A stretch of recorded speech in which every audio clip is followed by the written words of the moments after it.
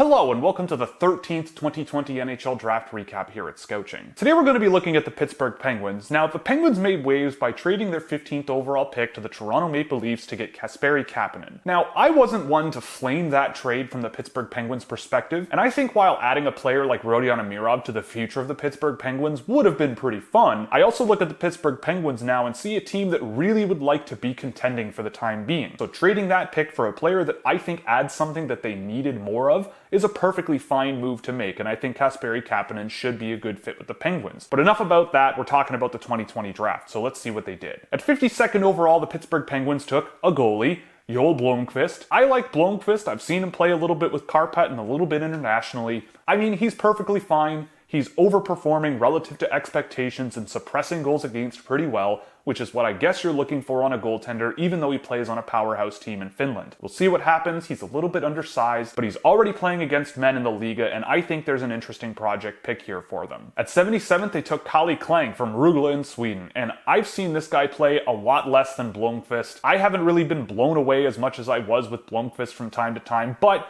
out of Sweden, he seems to be a rock-solid goaltender. Catherine Silverman says that he's worth a pick, so I will trust her opinion on that as well. And I think it's a perfectly reasonable strategy for the Pittsburgh Penguins here. Now, having too many goalies is a problem that a lot of teams would like to have, and I think Blomqvist and Klang were probably two of the most commonly ranked players, I'd say in the top 5 goaltenders in this year's draft. So I don't mind the strategy, especially when you're dealing with a second and a third round pick. It's a little bit strange considering how much talent there was left on the board, but I think the Pittsburgh Penguins are looking at building from the net out, and these two pieces could be interesting to work with. Frankly, I don't know if I would have gone with this strategy, but I absolutely understand what they're trying to get at here, especially when they follow that up with the 108th overall pick looking at Lukas Svejkovsky. Now, Svejkovsky is a player that I think has flown really under the radar all season long. I really like him. I've asked around about him and why he's been ranked so low, and I get some reasonable explanations as to why, but whenever I watch him play hockey, I see skill, I see aggression, I see an ability to get to the net, but I also see creative offensive ability.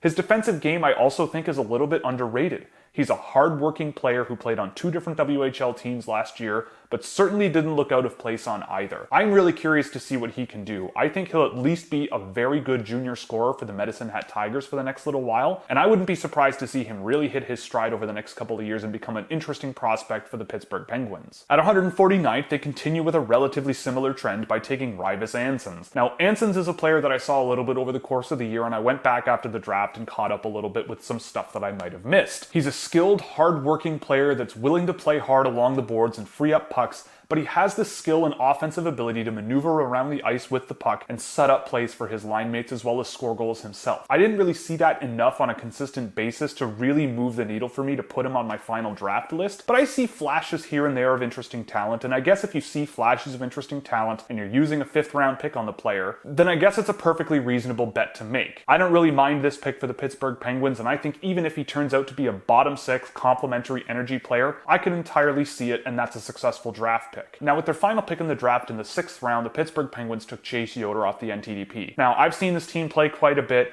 and to me, Yoder was never really much of a needle mover. I know there are people out there who had him as a late round flyer and an interesting swing as a bottom 6 complimentary guy, but I didn't really see enough out of him to really make a bet on. And I thought there were some really good players that were slipping all the way to the end of this year's draft that I thought would be better swings to take, but I guess if all you really want is a bottom 6 or 4th line energy guy that you can just plug and play, maybe Yoder can be that guy one day. I just didn't see much of a needle mover, but I'm happy to be wrong about that one. So for the Pittsburgh Penguins, I'm giving them a 2D. It might be rating them a little bit high, but I think landing 2 goaltenders gives them interesting bullets to put in the chamber here. Blomqvist shows really good results whenever I've seen him, and Klang shows at least solid results in Sweden as well. But where I'm really interested is the picks of Svejkovsky and Ansons. I think those 2 players could at least become interesting prospects for this program. Svejkovsky, I think, was a great pickup at 108, and I was a big fan of him all year long whenever I got to see him and track him. So I'll be really curious to see how this crop rounds out over the next few years, and I think there's potential that none of these players ever play an NHL game, but if you get yourself an NHL goaltender in Joel Blomqvist, for example, and a serviceable middle 6 scoring player like Lukas Svejkovsky,